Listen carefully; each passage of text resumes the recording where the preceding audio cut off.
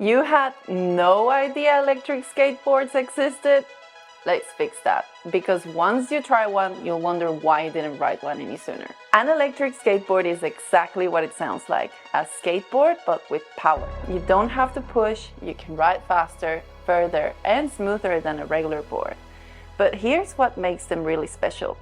Control. Unlike a traditional skateboard where gravity or leg power is in charge, you decide how fast you go, how hard you carve and when to stop, just with that remote in your hand. And the best part, it's not just transportation, it's the closest thing to an endless wave on land.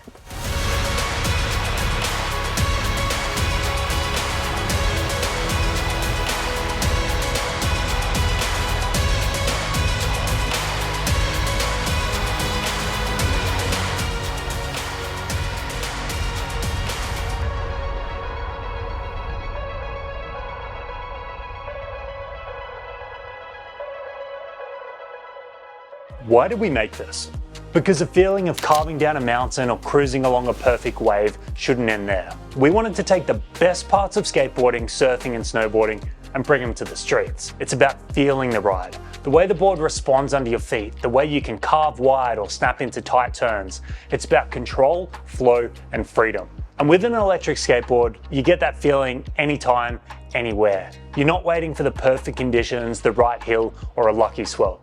You create the ride wherever you want. But that only works because of some seriously smart tech inside the board. How does this all work? The heart of the electric skateboard is an electric system. So let's take a deep dive and have a look at what this is.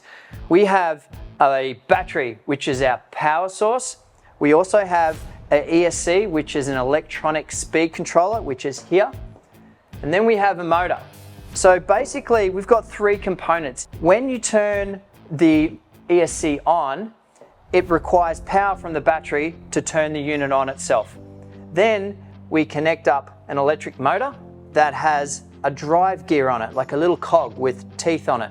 What we have here is a transmitter, also known as a remote. When you pull this trigger, it sends a Bluetooth package signal to the receiver, which is on our motor controller, which then tells this motor to start working. Just pull the trigger and you'll see the motor cog spinning, just like that. What we got to do next is we need a kick-ass mechanical system to work perfectly with our electric system. All right, over to Andy. Let's talk mechanics. First of all, we've got the motor here. As you can see, it's got a teeth gear on the end. That's what puts the drive to the wheels, but to get to the wheels, we've got a couple other components. We've got the drive belt here. As you can see, it's also teeth, and that slots into the drive gear like that. And now to get the actual power from the belt to the wheel, we've got the drive gear. This serves two purposes. One, it's got the ribs for the belt, and the other part, it has the locators for the hub to go on. So it sits inside the belt like that, so it gets the drive. And then your hub goes straight onto the locators like that.